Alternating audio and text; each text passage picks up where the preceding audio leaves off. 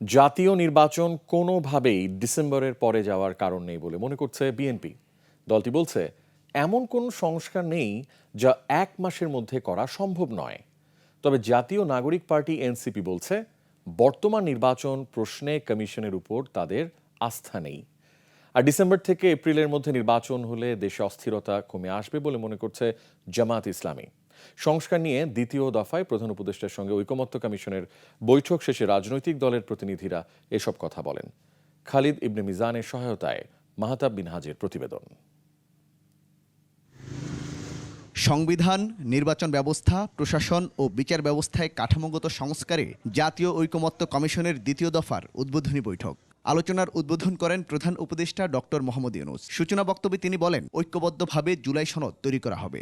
সবচেয়ে বেশি আনন্দ পাই যখন আপনাদের সঙ্গে এরকম বসার সুযোগ পাই, আলাপ করার সুযোগ পাই, কারণ এখানেই সবাই মিলে বাংলাদেশের প্রকৃত ভবিষ্যৎ রচনা করা হচ্ছে।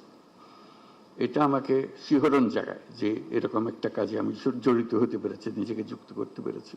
টানা 2 ঘন্টার বৈঠক শেষে সাংবাদিকদের মুখোমুখি হন বিভিন্ন রাজনৈতিক দলের প্রতিনিধিরা। সংস্কারের পাশাপাশি সবার আলোচনায় আসে নির্বাচন প্রসঙ্গ। সংস্কারের পর্বটা এবং নির্বাচনের পর্ব। বিএনপি বলছে ডিসেম্বরের মধ্যেই সব সংস্কার সম্পন্ন করে নির্বাচন সম্ভব।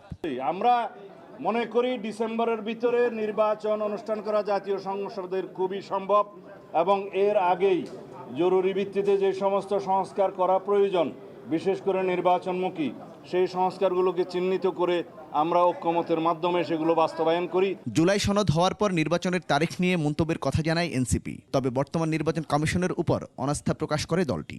জুলাই সনদ ঘোষণার আগে যদি নির্বাচনের তারিখ ঘোষিত হয় তাহলে সংস্কার প্রক্রিয়া ব্যাহত হতে পারে। তাই আমরা আহ্বান জানিয়েছি যে 16 বছর আমরা অপেক্ষা করেছি, 10 মাস অপেক্ষা করেছি, আমরা আরো 2 মাস অপেক্ষা করতে চাই। দেশের অস্থিরতা কমাতে ডিসেম্বর থেকে এপ্রিলের মধ্যে নির্বাচনের কথা বলে জামায়াত ইসলামী। মে জুন বাদ দিলে ওনার যে কমিটমেন্ট আছে, কমিটমেন্টের যে টাইম লাইন, সেটা হচ্ছে ডিসেম্বর থেকে এপ্রিল। এর মাঝে একটি রোজা আছে এবং আমরা বলেছি আমরা এর ভিতরেই আপনি একটা ডেট ঘোষণা করবেন। আমরা এ ব্যাপারে খুব রিজিড হতে চাই না, আমরা ফ্লেক্সিবল।